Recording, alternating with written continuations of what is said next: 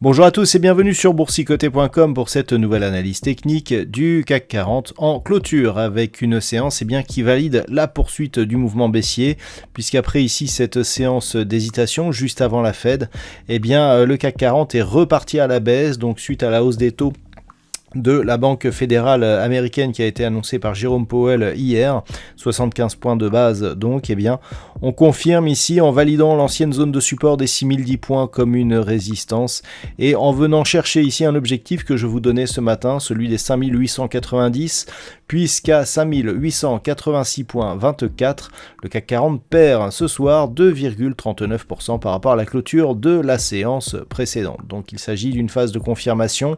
On pensait qu'un rebond technique pourrait se mettre en place à partir d'aujourd'hui. On pensait à une validation ici sur rupture haussière des 6100 points. Eh bien pas du tout, on a cassé les 6010, donc on a recassé les 6010, et on est venu ici sur la zone des 5890 points. Du point de vue des indicateurs techniques, c'est baissier et ça le reste sur les histogrammes du MACD qui évoluent d'une manière fortement négative, avec une amplitude aussi qui commence à être relativement forte, et un RSI qui se rapproche encore une fois de sa zone de survente. Les volumes sont légèrement supérieurs à la moyenne, mais ils sont légèrement plus faibles que ceux des précédentes séances et ceux notamment de cette précédente accélération baissière. Donc, voir en cela un possible signal d'affaiblissement de cette dynamique pourrait paraître anticipé, mais on peut effectivement s'y attendre quand on voit l'amplitude ici de cette bougie et surtout le fait qu'elle intervienne juste après une annonce majeure qui était très attendue par les marchés. Je veux bien sûr parler de l'annonce de relève des taux de Jérôme Powell. Donc il va falloir attendre demain. Demain, je rappelle que c'est une journée à 4 sorcières. Cela veut dire que l'on va avoir des expirations de contrats trimestriels qui arrivent à échéance. Ça va provoquer plus de volatilité, un surplus de volume. Et donc, vu le contexte actuel et vu que ce trimestre est relativement mauvais en termes d'évolution, on peut avoir effectivement énormément de volatilité et cela pourra nous en dire un peu plus sur la configuration et sur la tendance actuelle du CAC 40. Toujours est-il qu'actuellement, nous sommes toujours dans une dynamique baissière forte, nouveau point bas significatif en dehors des bandes de Bollinger, c'est-à-dire sous la bande de Bollinger inférieure. Les prochains objectifs se situent sur les prochaines zones horizontales, 5796 et une zone qui va de 5720 à 5760 points. J'attire votre attention sur le fait que cette zone des 5890 points, elle n'est pas anodine puisqu'elle correspondait ici au gap baissier qui avait été inscrit le 7 mars, un gap relativement fort sur le niveau d'ouverture. On était revenu sur la zone des 6110 points après avoir connu ici un point bas significatif proche justement de cette zone des 5760 points. Donc clairement là, on est potentiellement sur un mouvement qui pourrait casser la première impulsion baissière qui s'était inscrite juste après le début du conflit en Ukraine.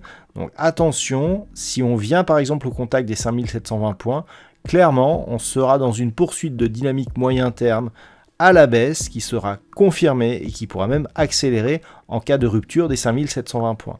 Donc là, il va falloir surveiller ces niveaux car on s'en rapproche de plus en plus et notamment depuis la rupture des 6100 points, c'est une éventualité qu'il faut absolument prendre en compte. A l'inverse, un rebond technique pourrait intervenir si au minimum on venait à recasser la zone des 6100 points pour tenter de combler ce gap ici qui s'est inscrit en début de semaine, et c'est seulement sur une rupture haussière de la moyenne mobile 20 exponentielle que l'on pourrait commencer à parler d'affaiblissement de la dynamique baissière. Pour l'instant, on est vraiment ici dans une tendance forte. L'annonce des taux hier n'a rien changé. Pourtant, on anticipait une possible hausse des taux de 75 points de base. On s'est malgré tout enfoncé par rapport justement à cette annonce et donc dans le signage des marchés américains. Voilà donc ce que l'on peut dire d'un point de vue technique sur cette configuration. Le palmarès des valeurs du CAC 40, il y a beaucoup de rouge dans ce palmarès, il n'y a qu'une valeur en hausse. Il s'agit d'Orange. Orange donc qui gagne 0,31%.